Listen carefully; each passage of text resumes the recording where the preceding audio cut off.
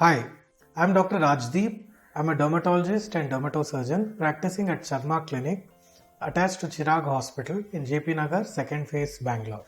So, if you're the sort of person who's very fussy about your skincare routine, or if you have very sensitive skin and you cannot get used to products when you change them, then please carry the products that you use on a regular basis even when you travel.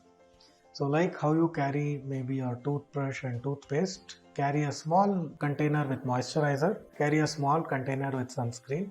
And if you want to carry large containers and you're traveling by plane, you can always put them in your check-in baggage, not an issue. So carry the products that you use on a day-to-day basis. The most important being your moisturizer and sunscreen. Even if you are not able to carry any other product, carry your moisturizer and sunscreen.